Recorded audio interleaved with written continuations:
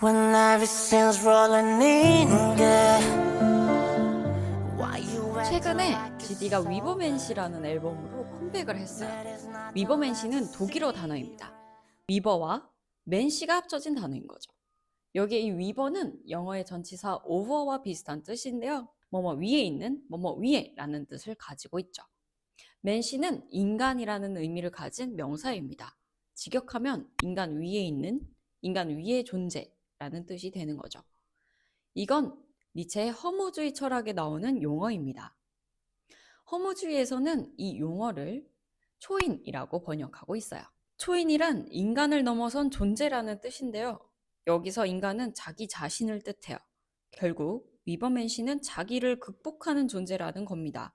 GD 또한 자기 극복이라는 주제에 집중했기 때문에 과거의 고통을 딛고 일어서는 현재 자신의 모습을 위버맨시라는 단어를 통해 표현한 것입니다. 이쯤 되면 그런 질문이 나오죠. 그래서 니체는 뭐고 허무주의 철학은 뭔데?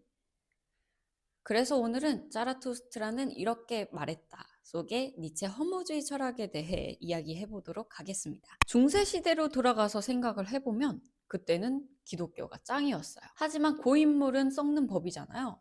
중세시대 말기로 갈수록 교회는 타락해 갑니다. 엄청난 부를 축적하고 왕정 그리고 귀족과 결탁해 부정부패를 일삼죠. 그렇게 중세시대가 끝나고 찾아온 게 18세기 계몽시대입니다. 중세시대에 너무 많은 고통을 겪었던 사람들은 종교를 이를 악물고 무시하기 시작해요. 이제 그들은 눈을 돌릴 다른 곳을 찾아 헤매기 시작하죠. 그런 그들의 눈에 들어온 것이 바로 과학이었습니다. 18세기 계몽시대에는 과학이 눈부시게 발전하기 시작합니다. 우리가 아는 유명한 과학자들도 이 시기에 왕성하게 활동을 하죠. 예전에는 신을 믿었다면 이제는 인간의 이성을 믿기 시작한 겁니다. 하지만 18세기 후반부터 산업혁명이 일어나기 시작하면서 사회는 혼란스러워집니다. 돈이 최고 가치로 여겨지는 시대가 오고 노동자들은 하루 종일 일을 해야 하죠. 피폐해진 삶 속에서 사람들이 점점 의심하기 시작합니다. 과학과 이성이 세상을 살만하게 만들어줄 줄 알았는데 오히려 산업혁명이 인간 소외 현상을 일으키면서 더 살기가 힘들어진 거예요. 이제 사람들에게는 주어진 것이 아무것도 없었습니다. 중세시대의 신도, 계몽시대의 과학도 무엇을 믿어야 할지 알 수 없게 되면서 세상은 엄청난 혼란에 휩싸여요. 딱 이 시기에 니체가 등장하게 됩니다. 그는 딱 한 줄로 세상에 엄청난 관심을 끌어모으게 되는데요. 바로 신은 죽었다입니다. 자라투스트라는 이렇게 말했다에도 비슷한 말이 등장해요. 그래서 니체의 사상을 허무주의라고 부릅니다. 이름 그대로 모든 것은 허무하다는 뜻이에요. 가치가 있는 것은 아무것도 없다는 뜻을 내포하고 있죠. 그래서 실제로 허무주의 사상이 등장한 다음에 많은 사람들이 스스로 목숨을 끊었다고 합니다. 하지만 니체가 이런 사실을 알았다면 굉장히 슬퍼했을 거라고 생각해요. 니체는요, 인간들을 사랑했던 철학자였습니다. 여기 그의 또 다른 저서에 나오는 말을 보면 그런 그의 마음이 잘 드러나 있어요. 이 말은 어떻게 생각하면 굉장히 놀랍습니다. 니체의 첫인상과는 매우 다르거든요. 자라투스트라는 이렇게 말했다 속에서 니체는 굉장히 강력한 워딩을 사용하고 있습니다. 500쪽이나 되는 책을 덮고 나면 뭔가 내내 혼난 것 같은 기분이 들거든요. 하지만 그게 다 알고 보면 인간을 사랑해서 했던 말인 거예요. 왜 부모님의 자주 말하는 말 있잖아요. 이런 니체의 마음을 알고 나면 어째서 그가 신을 죽이고 시작을 했는지 알 수 있게 됩니다. 니체가 보기에 그 당시 종교를 믿는 사람들은 너무나도 의지적이고 수동적이었어요. 그들은 신을 의지한 나머지 스스로 삶을 일궈낼 의지를 잃어버립니다. 어떻게 보면 그들에게 현실의 삶은 별로 중요하지 않았어요. 하나님의 구원으로 천국에 들어가는 것이 더 중요하다고 봤던 거죠.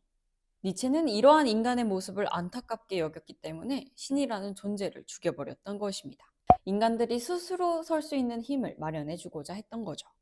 니체는 같은 맥락으로 지식도 비난합니다. 지식은 사람들의 눈을 가리기가 너무 쉬웠어요.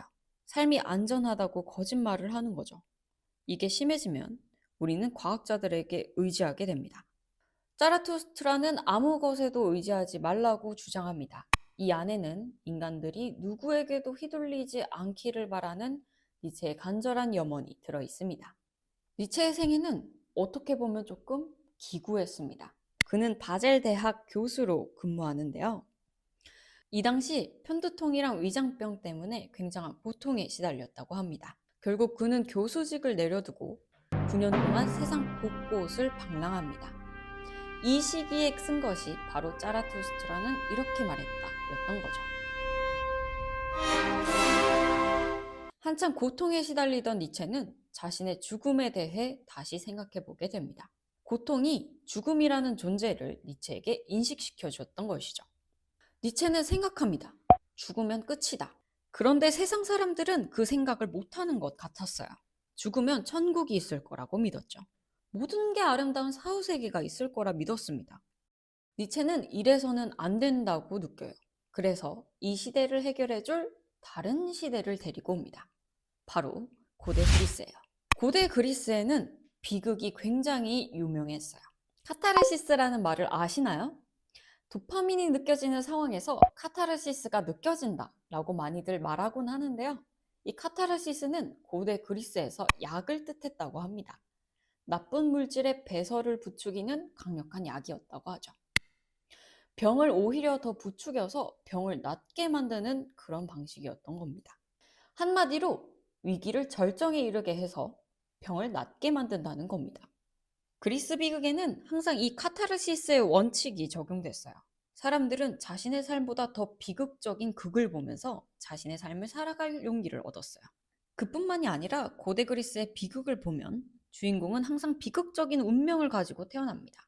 신탁을 받기도 하고 아니면 누군가 주인공을 저주하기도 하죠. 하지만 주인공은 그 운명에 당당히 맞서요. 신과 운명, 누가 봐도 상대도 안 될 것 같은데 주인공은 용감하게 맞서요.